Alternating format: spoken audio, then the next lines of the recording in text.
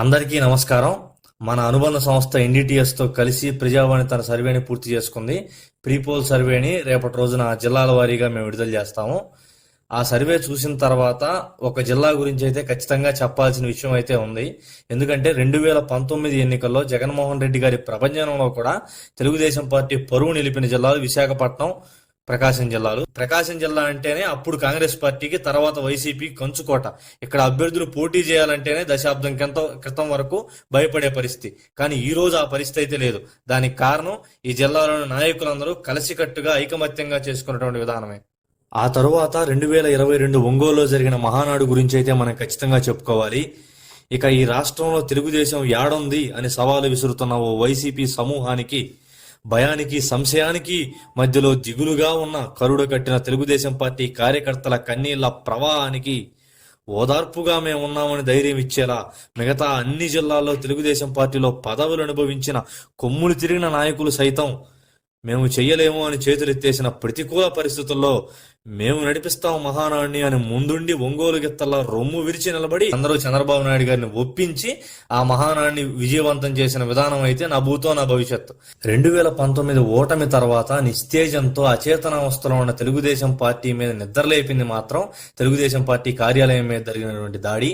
ఆ సమయంలో గొట్టిపాటి రవికుమార్ గారు సుమారు 200 వాహనాలతో ర్యాలీగా వెళ్లి ప్రకాశం జిల్లా కార్యకర్తల్లో కసి నింపి ఆ తర్వాత రాష్ట్రం మొత్తంలో ఉన్న తెలుగుదేశం పార్టీ కార్యకర్తల్లో ఒక రకమైనటువంటి ధైర్యాన్ని నెలకొల్పారు. తెలుగుదేశం పార్టీ ప్రతిపక్షంలోకి వచ్చిన తర్వాత ప్రజా చైతన్య యాత్ర అనే ఒక యాత్ర చేయాలి అని చంద్రబాబు నాయుడు గారు అనుకున్నప్పుడు అన్ని జిల్లాల నాయకులు సంశయిస్తుంటే ఉమ్మడి ప్రకాశం జిల్లా నాయకులైన ఏలూరు సాంబశివరావు గారు నా దగ్గర నుంచి మొదలు పెట్టండి అని ఒక ఇనిషియేటివ్ తీసుకొని ఆ యాత్రను విజయవంతం చేసే దిశగా ఏలూరు సాంబశివరావు గారు, గొట్టిపాటి రవికుమార్ గారు ఇద్దరు ఆ రోజు చంద్రబాబు నాయుడు గారికి ఒక రక్షణ కవచంలో నిలబడి ఆ ప్రజా చైతన్య యాత్రను విజయవంతం చేసిన విధానం అయితే రాష్ట్రంలోనే ఒక గుర్తింపు అయితే తీసుకొచ్చింది.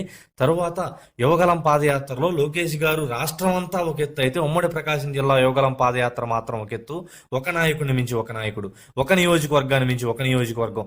ఆ యువగలం పాదయాత్రను సక్సెస్ చేయడానికి చేసిన కృషి మరియు కార్యకర్తల్లో వచ్చిన ఉత్సాహం నెక్స్ట్ లెవెల్ అనే చెప్పుకోవచ్చు.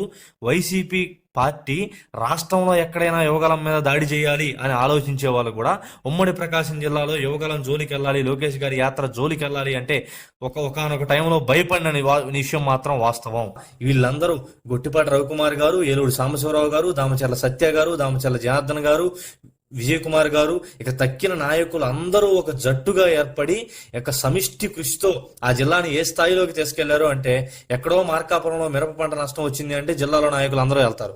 పర్చూరులో వరద వచ్చింది అంటే మళ్ళీ జిల్లాలో నాయకులందరూ ఇక్కడికి వస్తారు.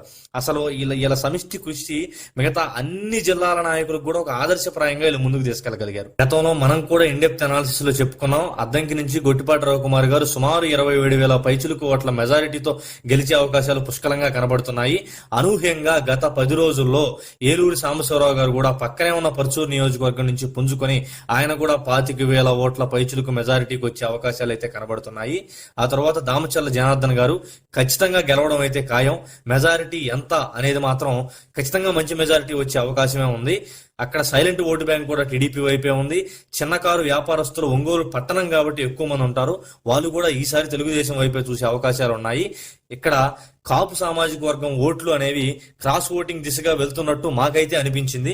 దాన్ని కూడా ఈ 10 రోజుల సమయంలో సెట్ చేసుకోగలిగితే 2014 మెజారిటీని మించి అయితే జనార్దన్ గారికి కూడా వచ్చే అవకాశాలు అయితే ఉన్నాయి. అలాగే కనిగిరి నుంచి ఉగ్ర నరసింహారెడ్డి గారు కూడా సుమారు 10,000 మెజారిటీతో ఆయన కూడా గెలిచే అవకాశాలు ఉన్నాయి.